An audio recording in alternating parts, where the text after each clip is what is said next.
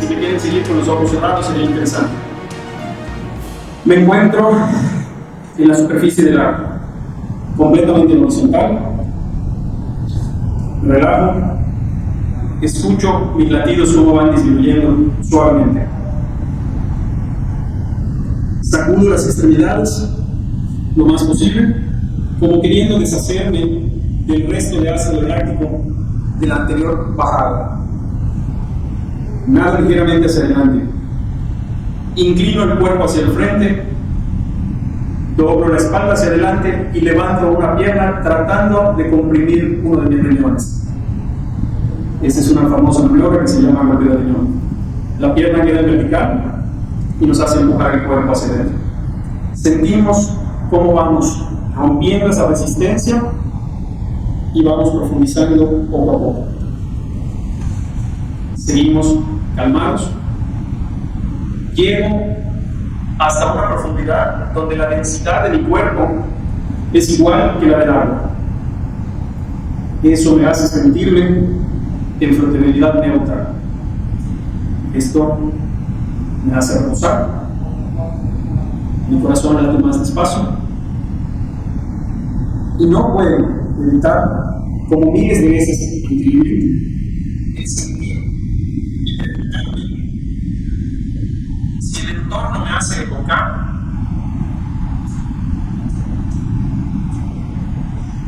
el vientre materno. Dudo una vez más, como todas las veces anteriores, es una respuesta que nunca va a llegar. Surge una segunda pregunta. ¿Acaso me siento tan cómodo aquí, suspendido, como si nada me jalara hacia ningún lado?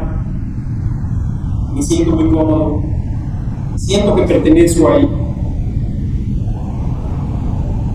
¿Será que se debe a que nuestras células contienen en su interior el mismo componente casi idéntico que el agua marina?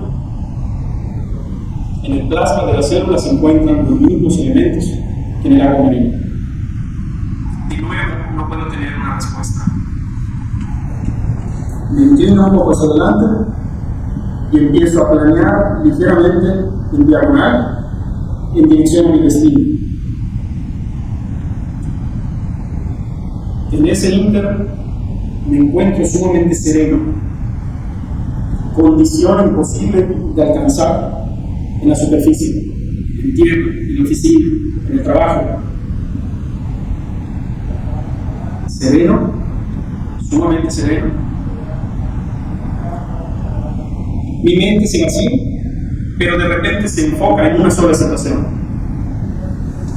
El cliente que ayer fue a mi tienda tiene un problema el cual yo tengo que resolver con algún producto o alguna cosa que requiere.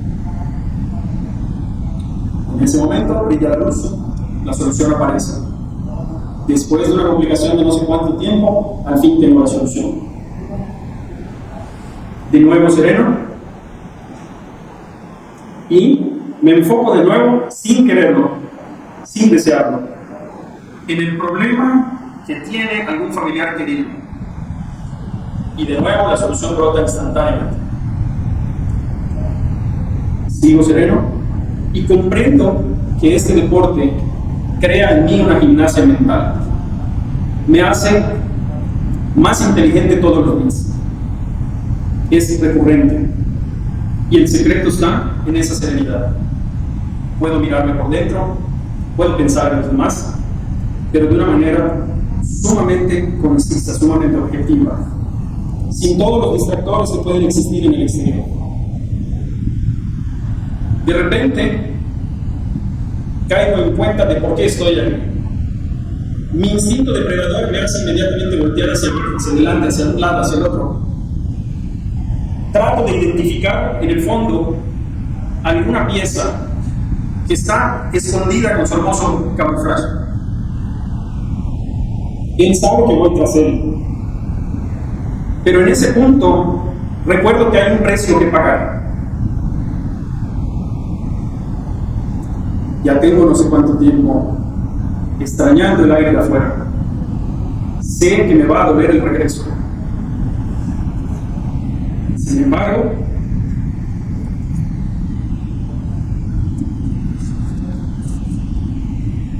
la promesa del premio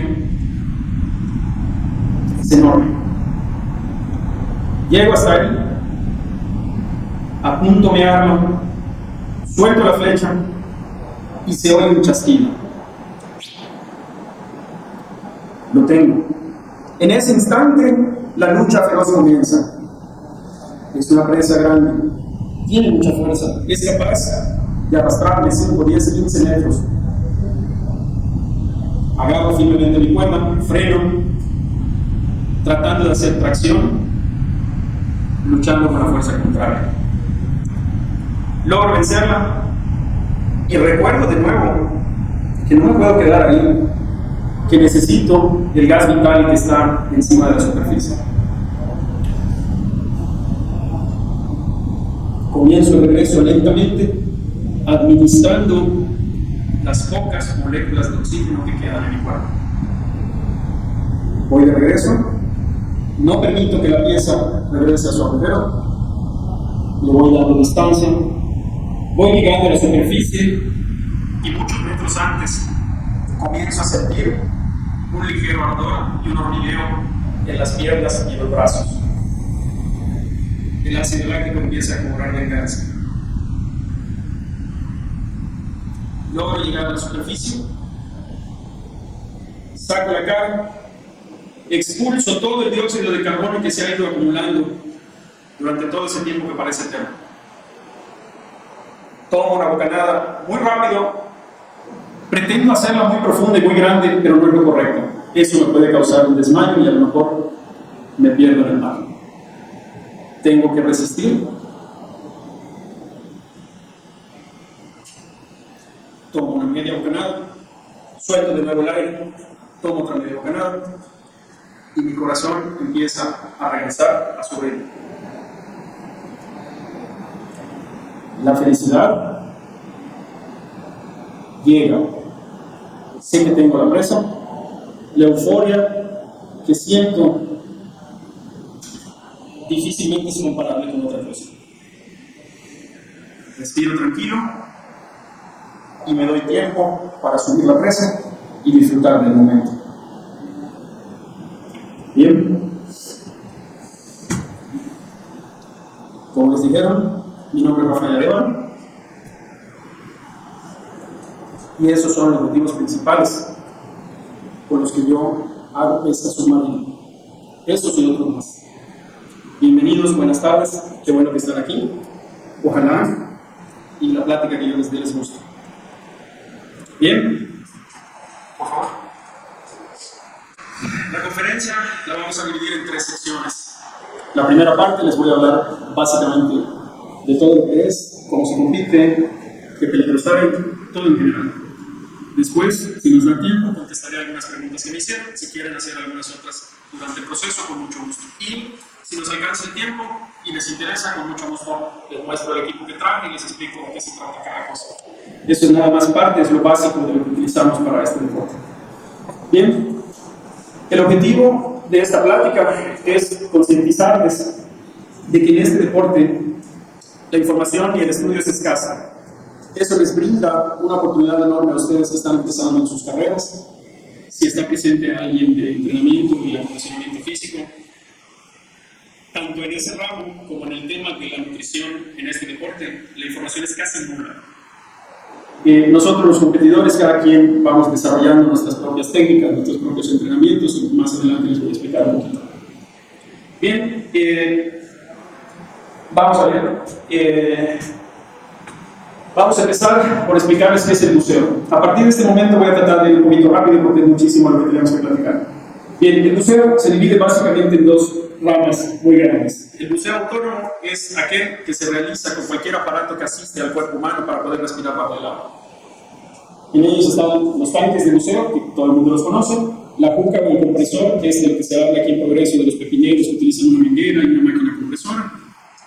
La escafandra, que es el traje que usan, por ejemplo, los soldadores de Pemex que bajan a mucha profundidad, que trabajan ahí de equipo, que es un traje de astronauta.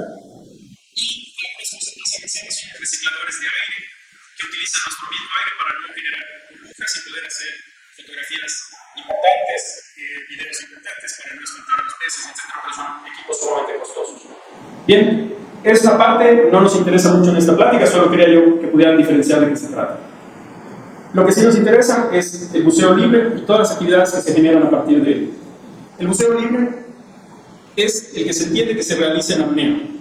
La apnea básicamente es omitir o contener la respiración. Existen dos grandes instituciones que son las que regulan la mayoría de estas disciplinas. Una es AIDA y la otra es CEMAS.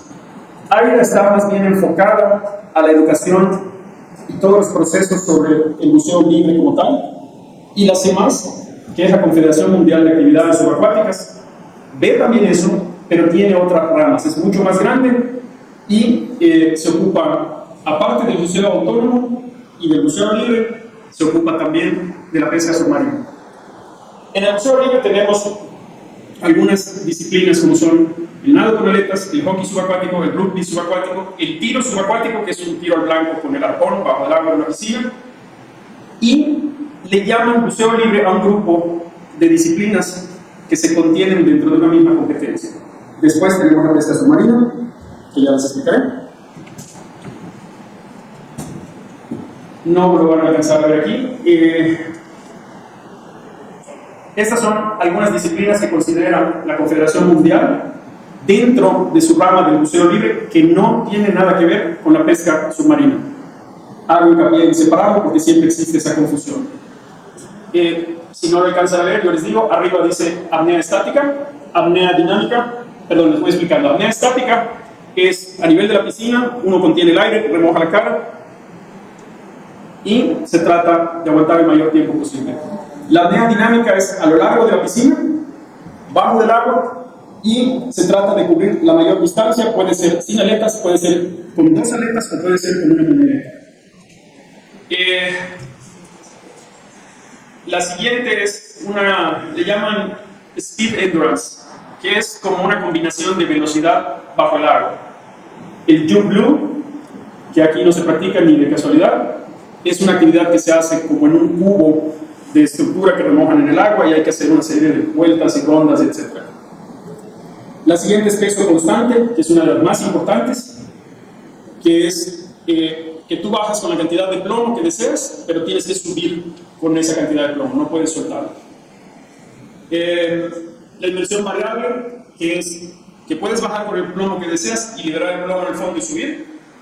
Y la escandalopetra. La escandalopetra es de origen griego, originalmente era una piedra cuadrada que utilizaban para extraer perlas, esponjas y una serie de cosas, que hoy en día se ha convertido en una cosa que se llama péndulo. Sin embargo, la escandalopetra, la competencia que a esto se refiere, se usa con el método tradicional, que es una piedra tallada cuadrada, que el buzo la agarra y con ella baja. En la pesca submarina, lo equivalente es algo que se llama péndulo. Más adelante van a ver un pequeño video. Ok, cursos y certificaciones AIDA.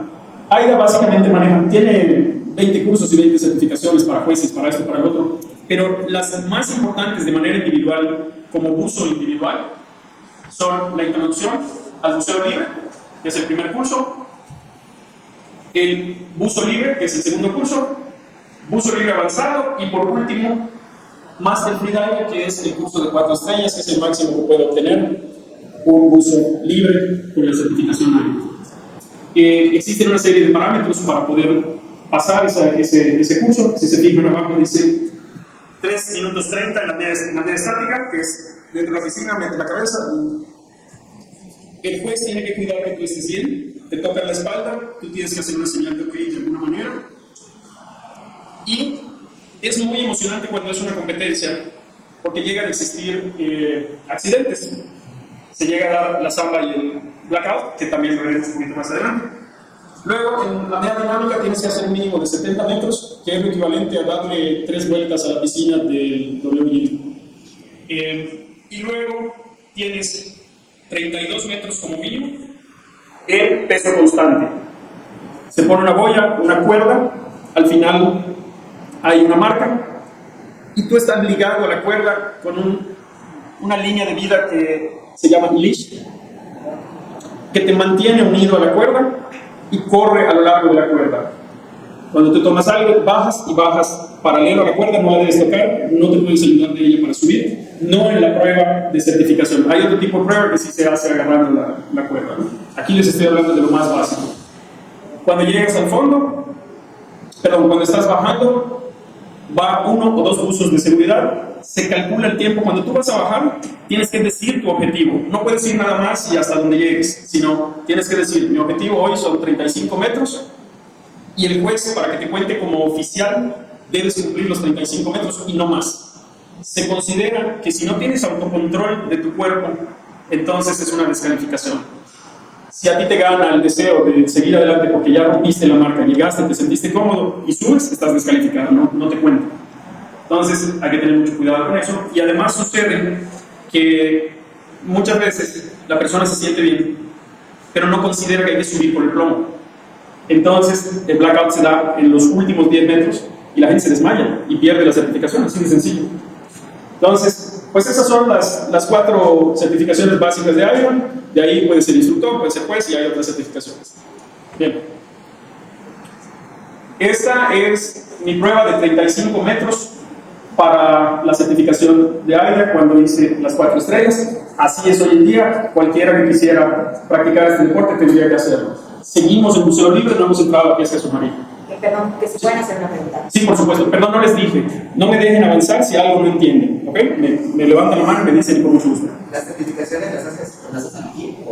Fíjate que hoy en día no estoy muy informado porque esto yo lo hice hace mucho tiempo. ¿Me entiendes? Me imagino que sí. Deben haber 2 o 3 personas. En su momento yo instruía a 2 o 3 personas, que creo que alguno de ellos todavía se dedica a eso.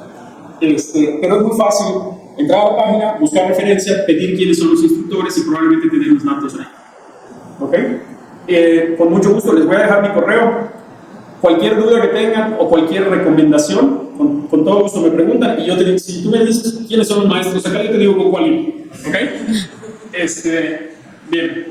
Le das play, por favor. Observen cuánto tiempo y a qué velocidad estoy bajando para que tengan una idea. Son 35 metros a la marca, se pierde la visión. Un momento después va el primer buzo de seguridad detrás de mí. Se hace un cálculo. Cuando yo digo tengo que ir a 35 metros y el juez toma en cuenta esa distancia, él le hace el cálculo al buzo de seguridad y le dice en tantos segundos vas tú para abajo, que es el que me va a encontrar y revisar mis signos vitales cuando vengo de regreso. Entonces ahí se fue el primer buzo de seguridad. Yo todavía sigo abajo. Va un segundo buzo de seguridad. Normalmente se hace con uno. En esta ocasión yo tuve la fortuna de tomar el entrenamiento con un entrenador israelí que tenía mucho cuidado con todo lo que hacíamos y afortunadamente me enseñó muy bien. Ahí se va el segundo buzo de seguridad. Ahí vengo de regreso. Después hay un pequeño protocolo para comprobar los signos vitales, que es tomar unos segundos de calma. El juez tiene que contar los segundos, yo me tengo que quitar la máscara, presentar un ok, él sigue esperando los segundos y ya. Ahí ya está autorizado. Creo que no tiene volumen, hijo. ¿Puedo agregar un comentario para que claro que sí. Al mismo tiempo que va bajando, tal vez les tengan que preguntar. Pensarán que es, digamos, sostener la respiración, pero al mismo tiempo el movimiento de transatlántico está más exagero, interesante por ustedes, y la presión al bajar puede disminuir cada vez más. Entonces no es algo que nada, o sea, voy como un clavado en la cocina y lo siento igual cada vez que bajo más, parece más presión y más oxígeno y más cansancio porque estás en movimiento. Bien, gracias. Sí, cuando tú bajas, ese es un dato interesante, cuando tú bajas, cada 10 metros es lo equivalente a una atmósfera. Entonces, si tú tienes un volumen de 4 litros, por ejemplo, en los pulmones, en la superficie, cuando bajas a 10 metros, ya solo son 2 litros. Cuando bajas a 20 metros, ya solo es 1 litro, porque va reduciendo a la mitad cada 10 metros. Lo que tienes a la mitad, lo que tienes a la mitad. Entonces, hay una barrera que le llaman de los 32 metros, que técnicamente es cuando los pulmones ya están completamente comprimidos, y ya de ahí en adelante ya es otra cosa, ¿no?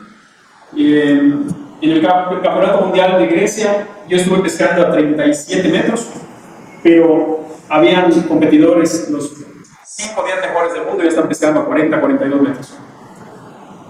Bien, seguimos. ¿Cuáles son los riesgos del buceo libre? Los riesgos del buceo libre básicamente son zamba, que es la pérdida del control motriz, que luego muchas veces te lleva al blackout. El blackout es prácticamente el desmayo. Y bueno, tienes otros riesgos como son que te atores en la cuerda de la prueba, que el leash se te enrede. A mí me sucedió en las prácticas de mi bajada. El día anterior o 2 días antes, cuando yo bajé hasta el fondo, la argolla del leash se trabó en un nudo que estaba mal hecho en el fondo. Cuando yo di la vuelta para subir, me frenó el plomo y la primera reacción del cerebro es, pues subo el peso, ¿no?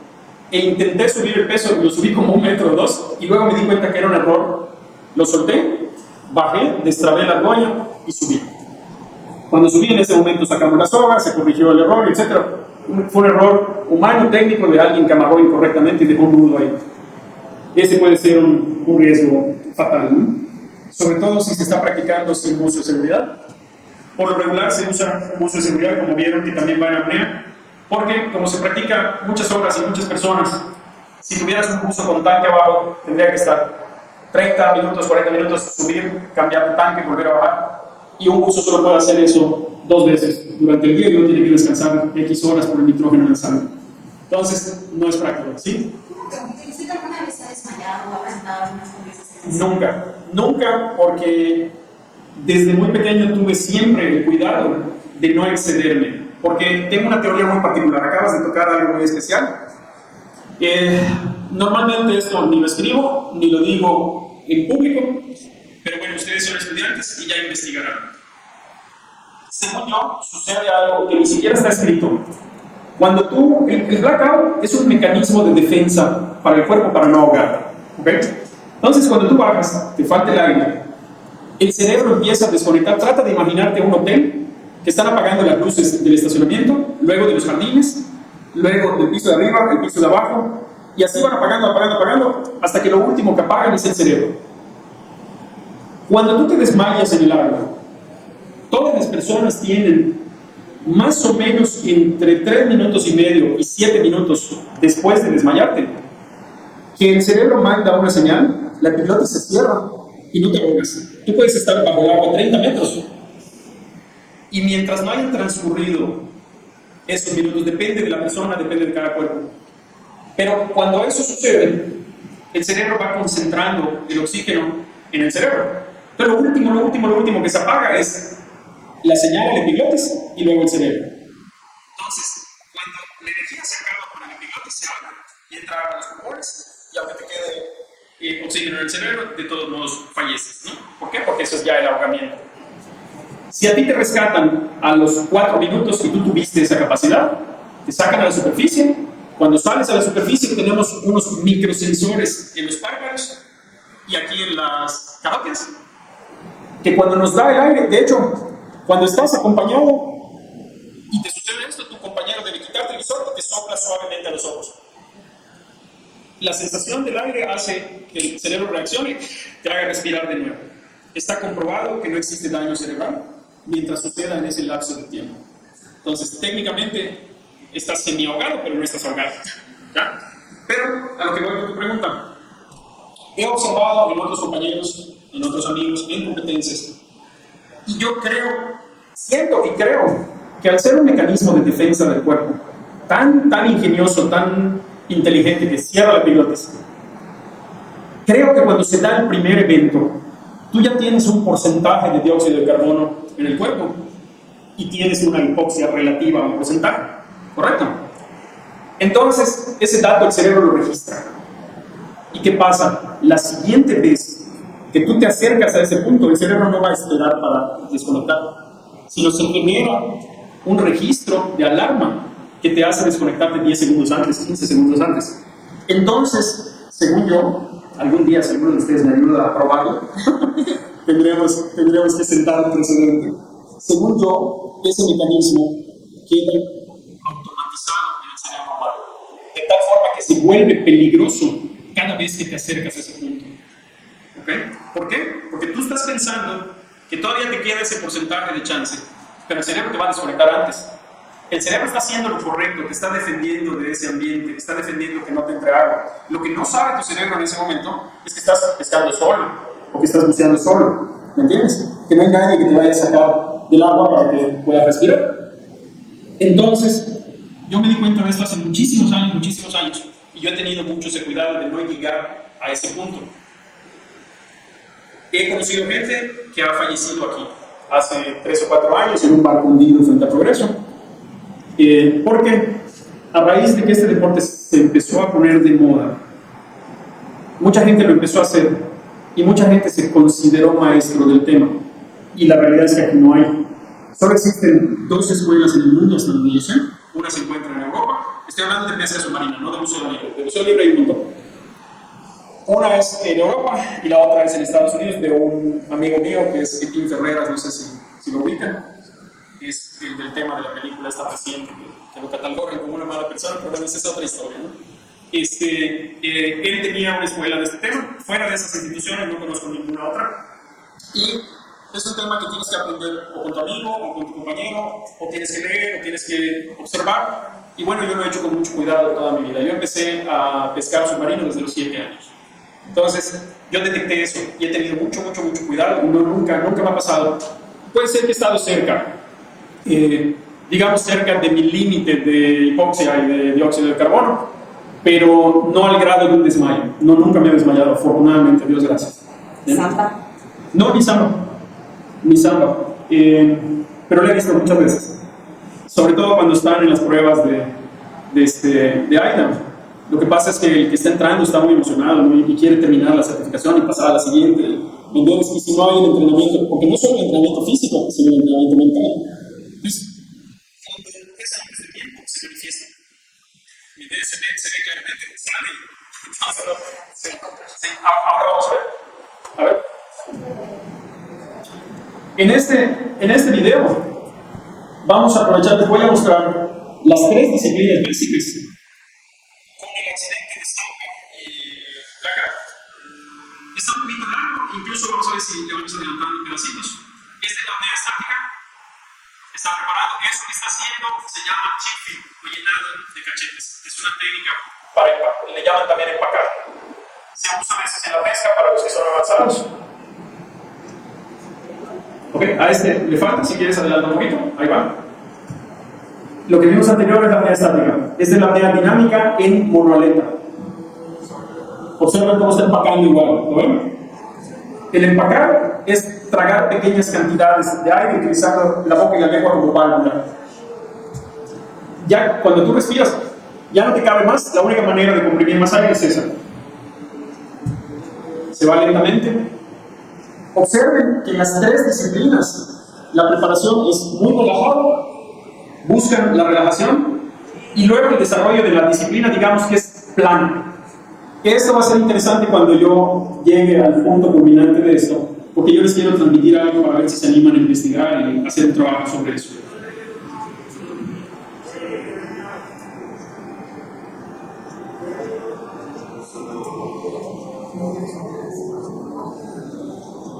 Este es peso constante, ahí está la cuerda. Son las 3 disciplinas más básicas, más emotivas dentro del buceo libre.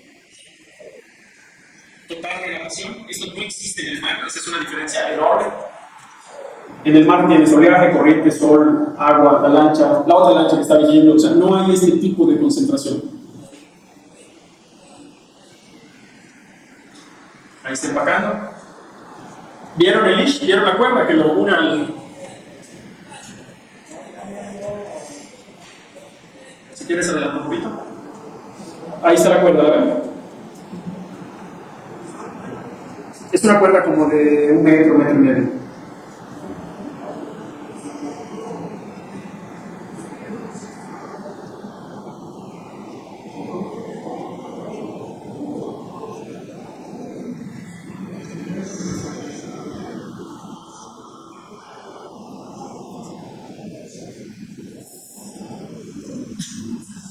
¿Cuál es su mínimo? Vean qué está haciendo con los dedos. Esa es una técnica muy personal de esta persona para mantener su concentración y tratar de evitar las contracciones diafragmáticas. Él desarrolló esa. Hay personas que cuentan a la inversa, hay personas que en su mente van cantando una canción, o sea, cada loco con su tema, esa es la realidad. Están contando, ¿no? Ahí está el samba. Ahí ya se dio cuenta y ya se enojó, ya sabe que tuvo el samba, no pasó su prueba. De hecho, este ha de ser un intento de récord porque hizo 6 minutos de infracción o algo así. Está enojado.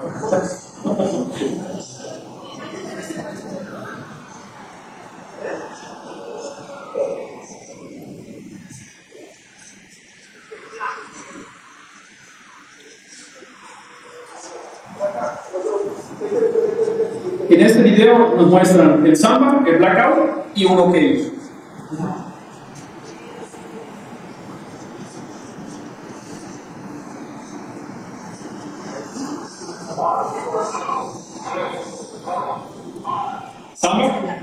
Samba y blackout. ¿Vieron? Eriza, ¿verdad?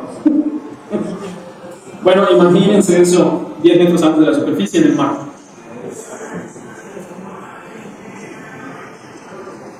Hace en 2016, mientras estábamos en el Campeonato Mundial de Grecia, falleció una tenista famosísima que se llamaba Natalia Molchinova o algo así.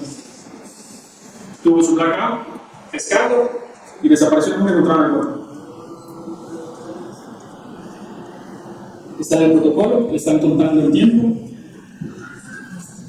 está en buenas condiciones, está recuperando.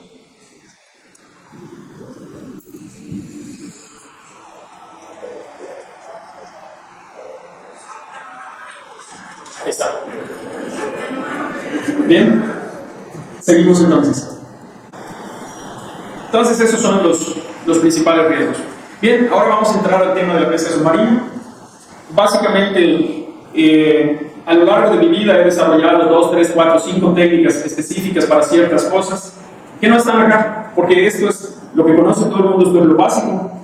Y cuando uno habla de este tema, cuando hablas que hiciste una caída o hiciste una espera o un agujero, todo el mundo de pesca submarina lo entiende.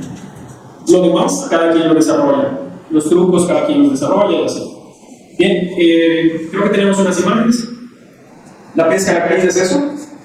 Significa que cuando tomas aire y te vas hacia abajo, estás esperando encontrarte con la presa en directo, ya sea media agua o en el fondo. Tiras y vas para arriba. La pesca a la espera. Vean el traje, vean el entorno. El tipo está completamente camuflajeado. Hay especies muy inteligentes, muy difíciles de pescar. Y cada día los trajes van evolucionando, cada día los arpones van evolucionando y obviamente las profundidades se van alcanzando. Por eso es un deporte de alto rendimiento. Que si uno quiere ir más profundo, más tiempo, más imágenes. Estuvimos en el Campeonato Mundial de Estilos en Grecia. Yo tenía una computadora similar a esta. Esta todavía no la sé manejar muy bien, estoy aprendiendo, es súper complejo. Pero las computadoras ya existen como esta, que tienen la sección de pesca submarina. Antes habían solo para museo libre. Ahora ya contiene algunas utilidades para la pesca submarina. En un punto en el que me encontraba yo ya completamente entrenado, vamos a decirlo así, que esto fue, empezamos como un año antes, aquí, pescando aquí, entrenando en casa, en el gimnasio, bicicleta, como se podía. Pero cuando tú vas a una competencia, tratas de estar el mayor tiempo posible antes de la competencia. En México no tenemos ni un solo recurso para esto. Siempre lo hemos pagado nosotros, como hemos podido, y me parece que solo en una ocasión nos dieron los boletos de avión o algo así. Pero hay países tan avanzados en este deporte como España, que tienen un presupuesto de 750.000 euros al año, imagínense eso. Entonces viajan con todo el equipo, mandan una avanzada 6 meses antes a la zona de competencia para ver dónde están los agujeros, dónde están las cuevas, dónde hay qué tipos de peces, etc. Y hacen una labor de reconocimiento Para ser pescador submarino, además, tienes que tener otro tipo de conocimiento, como de navegación, como del clima, como... se utilizan herramientas como la sonda, no sé si han escuchado de eso. Una sonda es como el ultrasonido de los bebés. Idéntico, solo que lo que ves es el fondo marino y hay que aprender a interpretarlo, así como se aprende a interpretar un bebé. Y entonces, esos conocimientos los va acumulando uno durante su vida, durante el tiempo que practique este deporte, y mientras más completo seas, pues alcanzas mejores resultados. Entonces, les decía yo, bueno, vamos a pasar a pesca al agujero, que es otra técnica. No sé si alcanzan a ver aquí el cuerpo de la persona, las aletas, y medio cuerpo está dentro de la cueva. ¿Y qué ve dentro de la cueva? Algo como esto, ¿no? Está buscando un pez que está ligeramente acostado, una ranura que pensamos que ni siquiera entra ahí. Y bueno, esa es la pesca del agujero. Luego tenemos la pesca de espuma, que es otra técnica, que por lo regular es una montaña de granito o de cualquier otra cosa. Y con la pleamar y la baja mar se forma perlín en la parte donde pega el sol cuando baja el agua. Cuando el agua sube, eso tiene la comida de los peces. Entonces los peces siempre comen donde revienta la ola, donde está la espuma. Eso lo hace sumamente peligroso, pero sumamente peligroso, veo la visibilidad. Y ahora van a ver cómo alcanzan a disparar.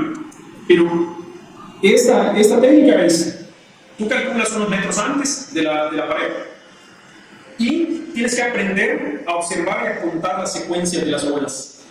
Porque por lo regular hay una secuencia, ahí va a disparar. Miren. Vean, la espuma está arriba, está disparando así, hacia arriba. ¿Ya? Ahí está la espuma. Ok, ya lo puedes quitar. Entonces, aprendes a contar la secuencia de las olas, a observar. Vienen 3 bajas, una alta, 3 bajas, una alta. Y tú tienes que escoger en cuál es la que te vas a meter.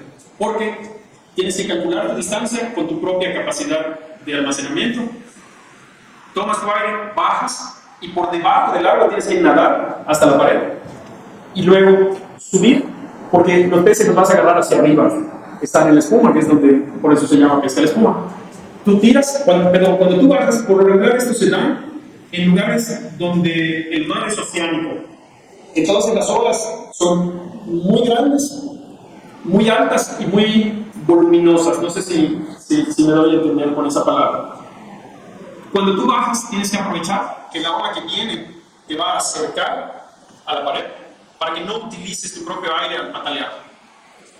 Tú te acercas a la pared y cuando la ola va de regreso, te tienes que sostener de alguna piedra o de algún lado para que la ola no te regrese lo que ya avanzaste. Estando ahí, cuando hay un punto muerto entre la que viene y la que va, tú subes, observas si hay un pez, disparas y con la misma tienes que bajar y aprovechar la ola de salida y regresar. En el Mundial de Perú hubieron como 16 accidentes, yo fui uno de ellos, afortunadamente no me pasó gran cosa, me abrí el brazo, el traje, me pusieron la venda y seguí.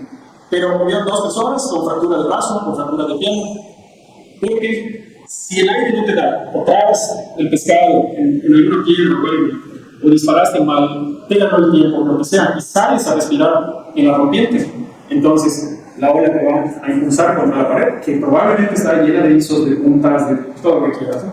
Entonces es un tema bien peligroso, pero es bien interesante también. Los chilenos son expertos en ese deporte. Bien, y lo que les decía yo hace un rato del escándalo Petra, en la pesca submarina esto está permitido en competencia, pero cada pescador, si utiliza el péndulo, él mismo lo tiene que recuperar, no puede ser asistido. Ese peso puede tener 8 o 10 kilos, ahí ya está bajando, se utiliza para poder pescar a 35, 40, 45 metros de profundidad. Tú te agarras del plomo y el plomo te ayuda a llegar sin esfuerzo de pataleo.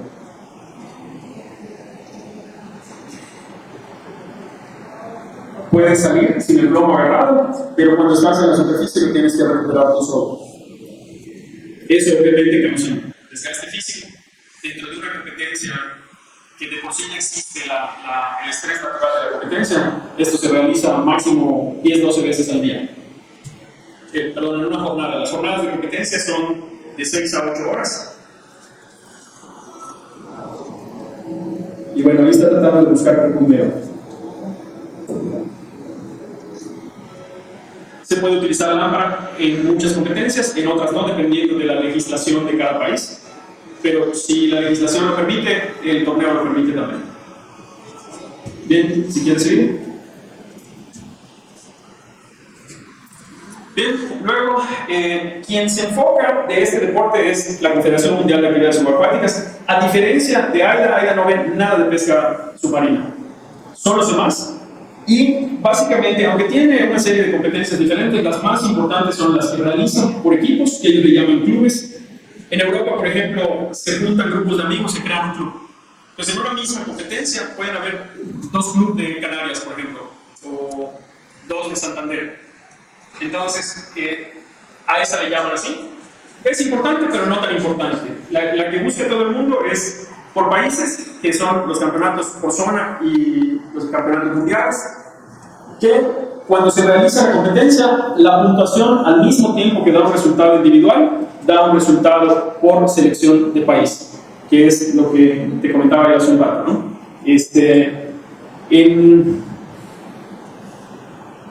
En nuestra última participación como clasificatorio fue el Panamericano de Comodoro Rivadavia.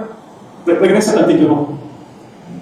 Que es en la Patagonia, ahí están los pingüinos con un frío horrible, espantoso. Tuvimos ahí, no recuerdo los números, pero sí recuerdo la clasificación. Entran todos los países del mundo, pero por zonas. Se hace, en América es el campeonato panamericano, en Europa es el campeonato europeo, hay otro que le llaman euroafricano, que se compone de los países del sur de Europa con parte de África, está el área de la zona de Asia y Oceanía, no sé si tienen alguna otra. Y la cuestión es que al final de cuentas, de todas esas actividades, solo participan en el nivel 25 equipos. Y resulta ser que en el campeonato panamericano, nuestro ranking de calificación mundial resultó ser el número 12, que es la mejor posición que ha obtenido México en un clasificatorio o en un campeonato como equipo. Entonces, es muy, muy interesante y vale mucho porque el campeonato mundial tiene más de 60 años de realizarse y las participaciones de México apenas van 4 o 5, que me ha tocado estar en todas, ¿no? Entonces, como que para los años que llevan los otros países, nosotros vamos muy, muy bien, muy, muy bien. Bien, las competencias se realizan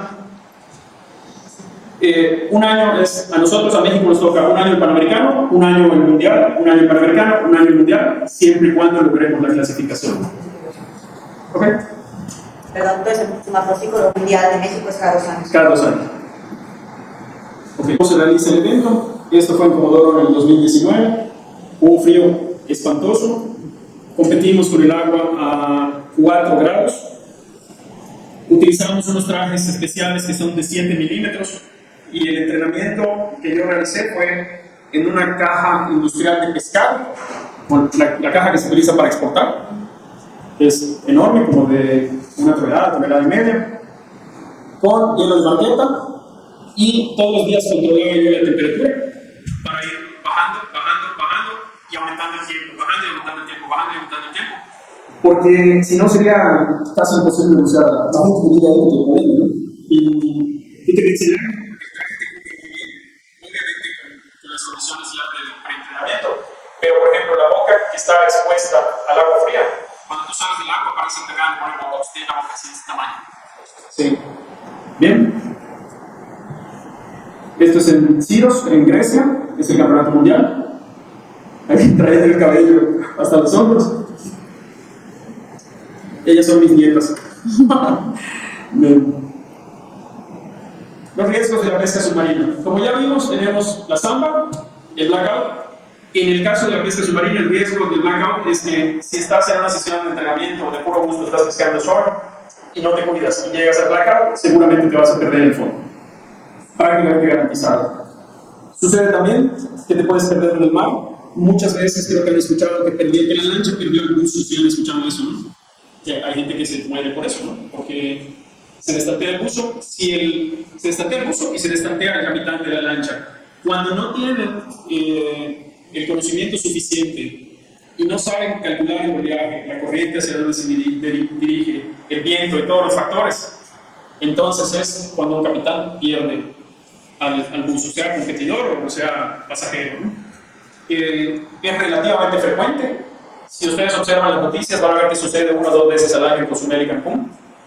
no en pesca submarina, pero sí en museo con tanques, en museo recreativo. A cada rato pierden a los turistas. Sí, bien. Yo tengo un familiar que le pasó. ¿Sí? A mi papá y a mis tíos les gusta mucho. Bueno, a mis tíos no saben usar la pesca, pero desde Guayco, ¿no? Ajá. Entonces a mis tíos les gusta bucear y una vez a un tío se llegó a perder horas, pero pues se salvó porque no veía la orilla. Pero a ellos se les perdió. Ya. Él había dado por perdido. Fíjate. Pues sí. Claro. Bien, luego accidentes con las mismas cuerdas y las líneas del equipo de pesca y cuerdas o líneas que están en el fondo. Por ejemplo, plataformas petroleras, pedazos de barcos hundidos, estructuras que están en el fondo marino, a veces tienen cables, tienen cosas. Y bueno, la gente se ha muerto ahí por descuido porque traes una línea, la enredas, se te enreda la pierna en algún lado y no puedes salir a respirar. Huesos rotos, que ya les comenté, como en el caso de la pesca de espuma, es bastante común, sobre todo para el que no tiene mucha práctica. Tenemos también la enfermedad de Benz, no sé si saben qué es la enfermedad de Benz. Y escucharon que se les impresionó un ruso de chinos. La enfermedad de Benz es que cuando nosotros bajamos, se la voy a plantear en el Museo Autónomo para que puedan entender el tema. El aire que está contenido en la botella, en el tanque de buceo, es un aire que lo agarramos de este tamaño y lo comprimimos y lo metimos en la botella. Cuando ese aire baja 10 metros, disminuye a la mitad. Cuando baja otros 10 metros, disminuye a la mitad y así. Cuando tú lo respiras, resulta ser que es tan pequeño que se llegan a formar moléculas de nitrógeno que se van a la sangre. Esas moléculas de nitrógeno, traten de imaginarse qué sucede si las tienes en un río cerca de la cabeza y sales a respirar. Así como cuando bajas disminuye, cuando subes aumenta. Entonces, como consecuencia se dan parálisis completas, parálisis de medio cuerpo de una sección y también se llega a la muerte muy frecuentemente. Esa es la enfermedad de Benz. Se creía que en la pesca submarina no se da y en el buceo libre no se da. La realidad es que ya se da porque los límites que se han ido alcanzando poco a poco de profundidad y de tiempo ya permiten la enfermedad de Benz en los buzos de apnea. ¿Por qué? Porque con un péndulo hay uno o dos locos en el mundo que bajan 60 metros para pescar. No es lo mismo, vuelvo a enfatizar en eso. En el buceo libre tú bajas con una calma, con una tranquilidad, es otra cosa completamente. En la pesca submarina tienes una serie de actividades que ahora les voy a explicar qué es la combinación de esta plática. Entonces, los buzos actuales de pesca submarina ya están llegando a esas profundidades y a veces se mantienen en una técnica de a la espera y hacen 1 minuto abajo, 2 minutos abajo, 3 minutos abajo y eso ya da oportunidad a que el nitrógeno entre en la sangre. Es rarísimo, pero ha sucedido. Durante la competencia de estilos en Grecia, el buceo fue muy profundo, los equipos, las personas ganadoras estuvieron pescando a 45 metros, 42, 45, y en los días de entrenamiento yo presencié que se tuvieron que llevar a uno por enfermedad de Benz en un helicóptero, a la cámara hiperbárica, porque para eso sirve. Perdón. Una vez que te da la enfermedad, ¿puedes seguir buceando o ya quedaste? No, se supone que si te agarran a tiempo, a ver, si estás en el mar, lo que deben hacer es ponerte un tanque inmediatamente y bajarte otra vez, ¿ok? Y tienes que hacer una serie de paradas para ir eliminando ese nitrógeno, tienes que cumplir cierto tiempo a ciertas profundidades. Que una computadora de buceo te hace los cálculos. Antes se hacía con tablas, tú tenías que llevar tu tabla. Estamos hablando del buceo autónomo, ¿no? Suponiendo que no tengamos otro tanque en la lancha y no puedas bajar de nuevo, que tus condiciones físicas ya no te lo permiten, porque estás medio paralizado, lo que sea, tienen que correr a llevarte a la cámara hiperbárica más cercana. En la cámara hiperbárica te van a hacer lo mismo, te van a someter a más de la presión a la que estabas para que las burbujas se reduzcan de nuevo y puedan fluir y te puedas desintoxicar en horas, a veces días, para poder sanar, vamos a decirlo así. El problema es cuando ya hubo un daño nervioso cerebral, ahí sí ya no hay reversa. O sea, no te mueres, pero pues quedas. ¿Sí? Es un riesgo bastante grande, sobre todo en el buceo autónomo. ¿Alguna duda? No, ok. Bien, luego tenemos el riesgo de los animales ponzoñosos. Si estuvieron escuchando del pez león, el famoso pez león, infinidad de buzos de pesca submarina se lastimaron con eso. Es dolorosísimo, hay trucos. En el Campeonato Mundial de Grecia, los más experimentados llevaban un termo con agua caliente, que se supone que de alguna manera alcaliniza el veneno del león. Ahí bueno está que ustedes me den la explicación. Pero eso es lo que hicieron. Igual acá los pescadores, porque el pez león empezó a cundir todos los mares con una plaga. Entonces los buzos de acá también se lastimaron hasta que descubrieron esto del agua caliente. Bien interesante. No sé si ponían el agua caliente en un tropo y se volvían donde les picó, y eso hacía que el veneno. Sí. Es proteína, su base. Ya. Bien, y luego tenemos que esto es algo serio. Todo el mundo me pregunta, oye, ¿los tiburones te atacan? La realidad es que a lo largo de mi vida he tenido varios encuentros. A mí me gusta encontrarme con ellos. He pescado 3 o 4, 2 de ellos muy grandes, en ciertas condiciones muy especiales, cuando me permiten una posición de tiro favorable, bueno, etc. Pero creo que con los videos que les voy a enseñar ahorita, si tienen la duda, les va a quedar muy claro. En conclusión, tú los atacas a ellos. No.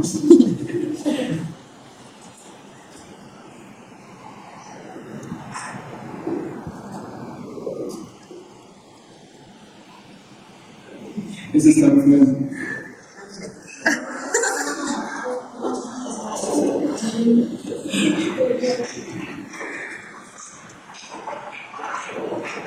Tuvo la suerte, no, y de estar en la posición en la que venía, ¿no? Es impresionante, ¿verdad? Pero es raro, ¿no? Rarísimo. Bueno, rarísimo. Yo también entiendo igual el tiburón que te ataca, como usted dice, o sea, no será como uno lo ataca ni él te ataque. Bueno, hay técnicas para cuidarse, ¿no? Una de ellas es que lo primero que haces es ponerte de manera lateral para que vea tu largo del arpón hasta las aletas. Porque lo primero que hacen es compararse en medida, ¿ya? Y luego, si insisten, entonces te debes ir de frente a ellos. A ver. ¿A poner una atún en el tiburón? Si se puede subir, vuelve a subir.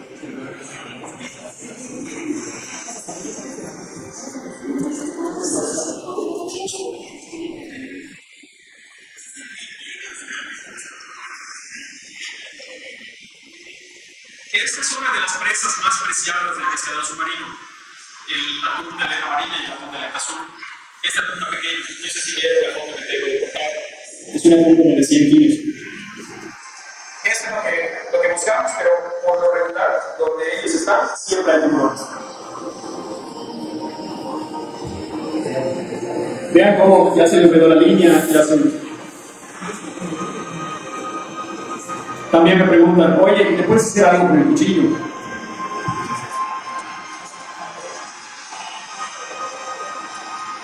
Y estos tiburones, mira, estos tiburones están relativamente pequeños.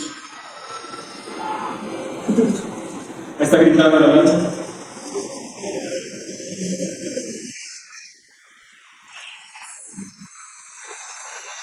Observen el cuchillo. ¿Lo vieron?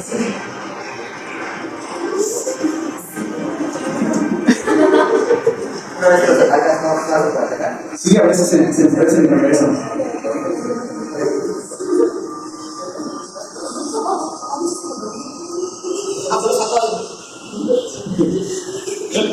Él cometió ahí un error grave. Él debió soltar el pez porque la situación era sumamente dramática y debió dejar que los tiburones se coman al pez, incluso perder el equipo, no tiene importancia. Esta persona no midió las consecuencias. Estuvo a punto de irse al hospital con toda la seguridad y con toda la seguridad en peligro de muerte. Bueno, no sé si les quedó duda de que hay peligro con los animales. Esa situación se da con algunas morenas, que son serpientes de mar, vamos a decirlo así. En realidad no son serpientes, son peces, pero son muy agresivos. Se da con las barracudas y con un animal que le llaman congrio, que es también como una culebra. Y seguramente hay otros, ¿no? Pero básicamente son los más peligrosos. Bien, cuando uno se mete a bucear, el cuerpo de manera natural se prepara.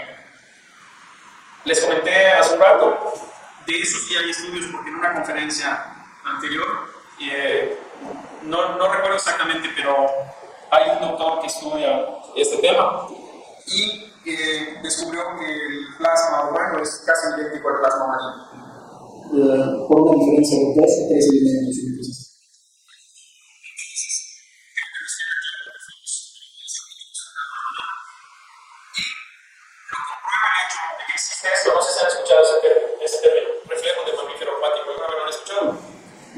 Ok. El reflejo del mamífero acuático es un efecto que se da en todos los seres humanos incondicionalmente. Depende a diferente tiempo, diferente temperatura, pero en todos los humanos se da. Cuando tú te metes al agua, cambia completamente el cuerpo, nos convertimos en un animal completamente diferente. Y lo principal, hasta donde se ha estudiado ahorita, que es poco, vuelvo lo mismo, todavía no hay mucha información, es que tenemos bradicardia. En los casos de los buzos que les estoy hablando, ya muy experimentados, yo nunca me he medido realmente, aunque tengo con qué hacerlo, nunca lo he hecho, porque yo estoy muy acostumbrado a escuchar mi propio corazón cuando estoy haciendo esto. No hago el conteo, pero sé en qué momento mi ritmo ya varió. En una persona normal es de un 15 o 25%, reducen los latidos en un 15 o 25%, pero en una persona experimentada llegan a reducir hasta en un 50%. Hay una discusión de que con el 50% no es posible que el cuerpo funcione. La realidad es que sí, porque está comprobado que hay algunos buzos que han tenido este desempeño, ¿no? Luego, existe una vasoconstricción periférica, no sé si entienden el término. Todos los vasos se contraen y entonces se genera un efecto de, no sé si se le pudiera llamar presión, creo que sí. La cuestión es que la vasoconstricción hace que el cerebro pueda hacer llegar de mejor manera el poco oxígeno que va quedando a los órganos principales, entre ellos el cerebro. Pero es un mecanismo instantáneo, o sea, si no instantáneo, entre 3 y 20 minutos, tú te metes en la mañana de progreso y con toda seguridad, entre 3 y 20 minutos, ¡pum!, vas a sufrir estos cambios. Por eso se llama, se supone que es un tema genético, se supone que es un reflejo de nuestros ancestros, ¿no? El otro efecto importante que se da es que los alveolos se llenan de plasma. Como dice ahí, es la fracción A celular de la sangre. Eso creo que lo entienden mejor ustedes que yo. Está compuesto de sobrevivir, 20% de agua, 7% de nutrientes y el 3% del resto de las sustancias que usan oxígeno, microbio, etc. ¿Qué pasa con eso? Cuando tú bajas y estás a esas profundidades, entonces los alveolos se llenan de ese plasma y eso hace que no exista realmente una compresión. Si no, no pudiéramos soportar la presión en los pulmones, ¿no? Se supone que los líquidos son incompresibles, entonces se entiende que esa es la función que hace el cuerpo para protegerse de la presión en la profundidad, ¿no? Luego tenemos que el vaso se contrae. Este es otro de los cambios bien importantes. Al contraer se libera parte de sus glóbulos almacenados y esto permite una mejor transportación del oxígeno a los órganos más importantes. Eso es súper clave, súper clave. Y bueno, aquí viene otra cosa que yo en lo personal he detectado, que no me atrevo a acelerarlo porque no soy científico, no estoy calificado, pero a lo largo de mi experiencia creo que puedo decir que así es. La diuresis es por inmersión, que prácticamente son las ganas de hacer pipí cuando entramos al agua, que son inevitables. En un pescador submarino, eso se repite todo el día. Y yo siempre pensé que en los pescadores submarinos esta es una función sumamente importante o sumamente visible. A ver, voy a repetir. Puedo observar, conozco un campeón panamericano que se retiró de las competencias a los 54 años, la edad que yo tengo ahorita. Cuando yo regresé de la Patagonia, me sentí con una fortaleza tremenda, como nunca había sentido, durante 4 o 5 meses. Esto se lo atribuyo al frío, al entrenamiento en frío y a esto. Yo me he mantenido, gracias a Dios, no he pisado el hospital en toda mi vida, nunca he tenido una intervención, nunca he tenido una enfermedad importante, nunca he consumido medicamentos como antibióticos o alguna cosa que eventualmente por necesidad de trabajar o algo, por una gripa o algo para sentirme bien o lo que sea. Pero yo considero que aquí está la clave de la larga vida de los pescadores submarinos. Existen históricamente un montón de casos de hombres. Existe un señor que se llama Umberto Pellizzari, que es italiano, que debe tener hoy 70 años, 75 años, y sigue buceando a 40, 50 metros de profundidad. Está perfectamente saludable. Eso siempre creí que la diuresis nos mantiene eliminando las toxinas del cuerpo, pero lo confirmé hace como 3 o 4 meses por un tema familiar que tuvimos que visitar a un nefrólogo. Yo no sabía, y él me comentó que los riñones depuran el 70 o el 80% de las toxinas, no el hígado como todos creen. Los riñones, el 70-80%, y el hígado, 20-30%. Aquí tenemos a la maestra de ellos. No sé si quieras comentar. ¿Quieres comentar? Nos quedan 5 minutos. Esa parte de la diuresis por encima debe ser por una. Considero que puede ser por un proceso de respiración. La pregunta es: ¿tú piensas o sabes que el riñón elimina el 70-80% de las toxinas? Si realmente el riñón trabaja un poquito más que el hígado en ese sentido, sobre todo porque está todo lo que consumimos, que es el tema natural, algunos antifármacos, cosas artificiales, se eliminan en su mayoría vía renal. La maestra Ariel es nutrióloga con especialidad en renal. Perfecto. Y es como posible en ese caso que los usos tengan mayor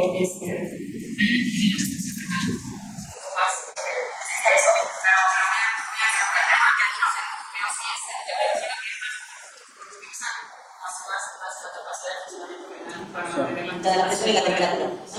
Okay. Bueno, pues en los 5 minutos que quedan, vamos a aprovechar. Vamos a ver. Ok, a ver. Ok, rápidamente les comento. Perdón.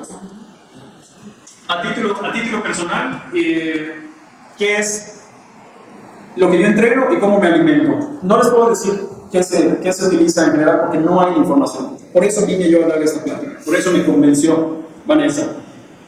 No hay esta información y es un campo bien importante y bien virgen. Bien, yo lo que trato de entrenar es el rendimiento físico. ¿Por qué? Porque en una competencia como un mundial, mi computadora, el último día de entrenamiento, 2 días previo a la competencia, registré 275 bajadas con un promedio de 16 metros. Eso significa que unas bajadas fueron de 35 metros y otras fueron de 3 o 4 metros, pero en total fueron 275 bajadas en 8 horas. No sé si eso les puede dar una idea. Probablemente equivalga a 2 maratones o algo similar. Bien, entonces, ¿qué es lo que yo hago? Hago algunos ejercicios de estiramientos, pesas, máquinas de pesas, elíptica, todo tratando de contener la respiración y tratando de recrear los ciclos que utilizo en el agua porque no hay nada parecido. O sea, se puede hacer una secuencia de tomo mi respiración, calculo el tiempo que normalmente tardo en bajar a la profundidad que vaya yo a entrenar ese día, contengo la respiración y luego empiezo la secuencia. ¿Ok? Trato de recrear la secuencia del mar, pero en casa con la máquina. Y lo mismo hago con la bicicleta y con todos los aparatos que vaya a tener. No hay un libro que te diga cómo hacer. Bien, luego entreno la tolerancia a la hipoxia, la tolerancia al CO2. Estas dos con ejercicios que se llaman a pulmón vacío. Hagan ustedes la prueba, si quieren acá, si quieren en su casa, traten de hacer esto. Liberar todo el aire que contengan, pero todo. Y después de liberar todo el aire, traten de aguantar. Les garantizo que la primera no van a tardar ni 3 segundos. Pero tienen que eliminar todo el aire. ¿Sueltas?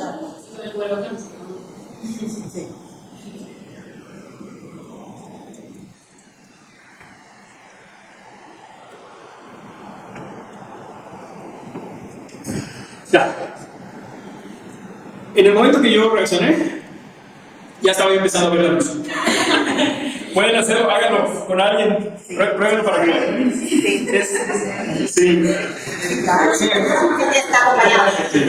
Bueno, cuando ya estoy entrenado, después de liberar todo el aire, tal vez aguanto 15, 17 segundos, no más. Y así es como entrenas la resistencia a la hipoxia y al exceso de dióxido de carbono. Es mi entrenamiento, por favor, se los aclaro. Esto es lo mío personal, esto no está escrito en ningún lado, no soy responsable de eso, por favor. Bueno, la tolerancia al frío, como les platiqué en una nevera industrial de pescado, la ecualización, no sé si saben qué es la ecualización es igualar la presión interna con la presión externa. Cuando tú bajas, te empiezan a doler tus oídos. Tú pasas aire de los pulmones hacia el oído interno para poder meter presión del lado interno de la cabeza para contrarrestar la presión exterior. Por eso disminuye el dolor, cesa completamente si ecualizas las dos presiones. Cuando tú empiezas a bajar 10, 15, 20, 25 metros, tienes que ecualizar más o menos cada 60 centímetros. Cada vez que bajas 60, 80 centímetros, tienes que meter una pequeña porción de aire que viene de los pulmones y del estómago y vas haciendo equivalente la presión de adentro con la de afuera. Si no, no podrías. El oído duele horrible, horrible.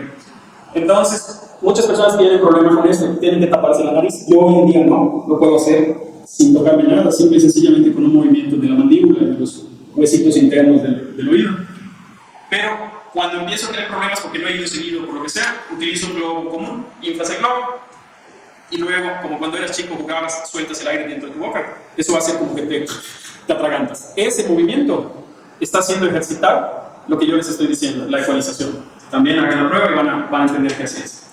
Muy bien, y luego trato de entrenar el control mental de todo lo anterior. ¿Cómo? Con relajación, puede ser con mis deditos, como vimos en la piscina, contando los deditos. Tratando de evitar, cuando tú empiezas a evitar las contracciones diafragmáticas por relajación, logras obtener mayor tiempo dentro del agua. Obviamente, mientras mayor tiempo estés en el agua, mayor posibilidad de tener una presa. Y en este caso específico, casi todos los atletas tienen, se los decía en el video, ahí es un tema secreto. Cada quien, o sea, no sabe si está pensando en su perrito, en su mascota, o sea, cada quien encuentra su lado para eso, ¿no? ¿Bien? Bien, mi alimentación. De nuevo, como no hay información, esto es lo que yo hago.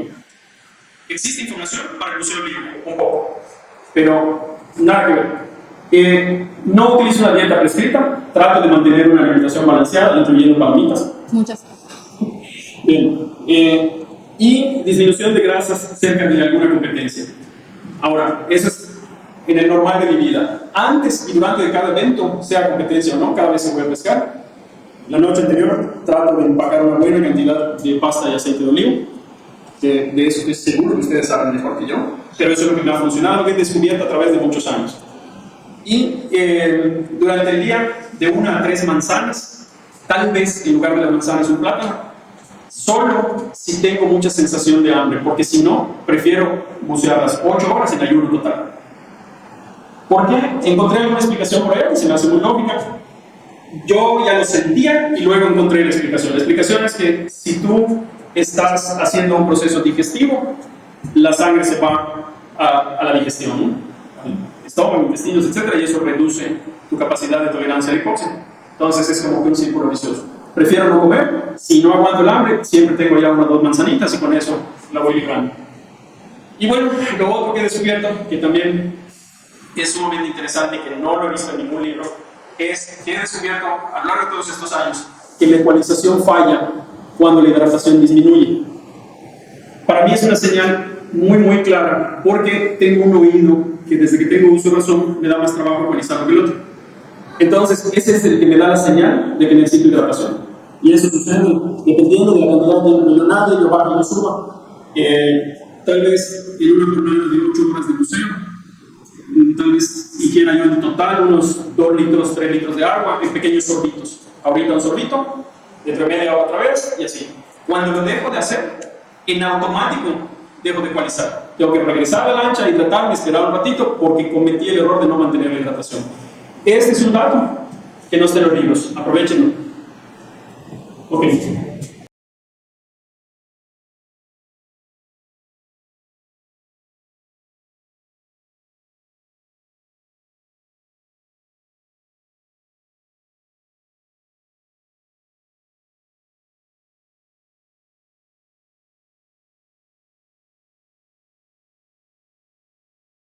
Quise poner una gráfica para que entiendan por qué es tan diferente la pesca submarina de cualquier otro deporte. En primer lugar, porque ya vimos que nos convertimos en un animal diferente a un ser humano o cualquier otro animal terrestre. Si nosotros hiciéramos una gráfica de línea para cada uno de estos deportes, que los utilicé aquí, podría ser bicicleta, podría ser lo que sea, un maratón, tendríamos una gráfica así. Pareja. Durante 30 kilómetros por hora.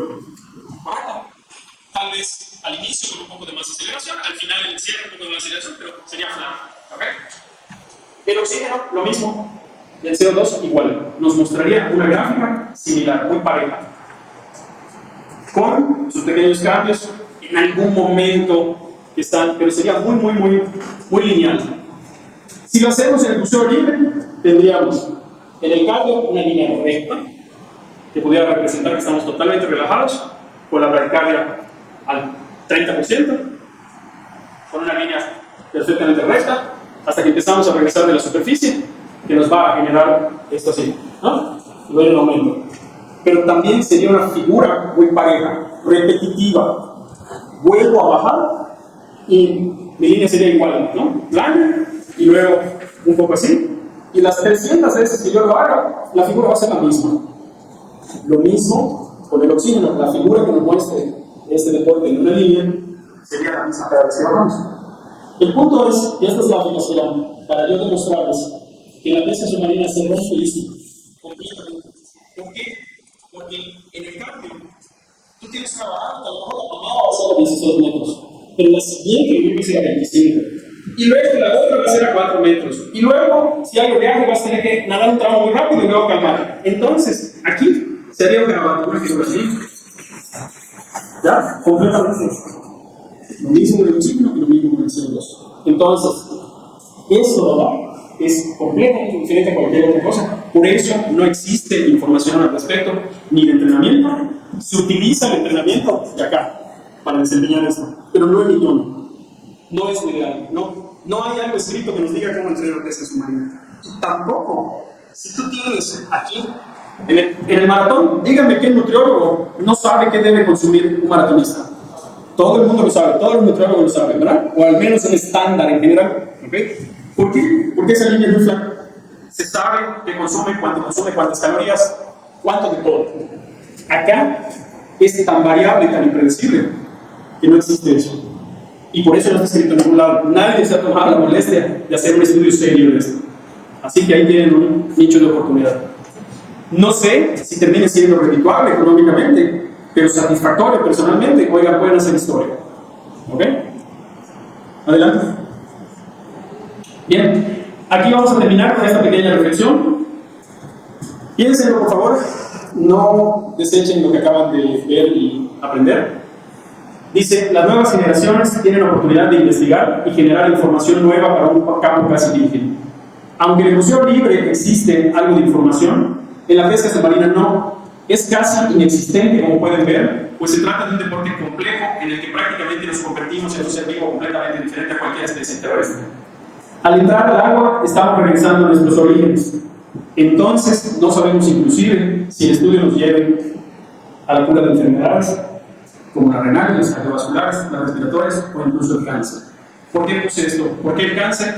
Las demás, pues es obvio que en este deporte se utilizan todos esos órganos.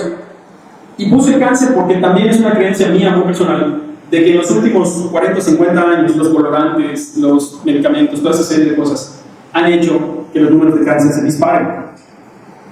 Pero si nosotros hacemos pesca submarina, hacemos pipí 100 veces al día y esto hace que nuestra sangre se purifique. Entonces, es oportunidad de ustedes aterrizar esto, sobre todo los que están en nutrición.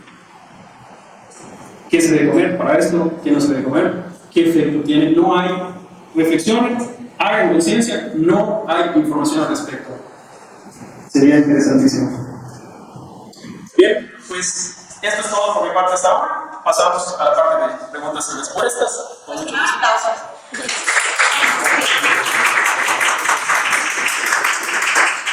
Bueno, tenemos 2 minutos, 3 minutos para alguna pregunta que alguien quiera hacer. Si es que las que ya mandamos no quedaron resueltas, yo creo que durante la plática... Si quieren respondemos eso rapidito.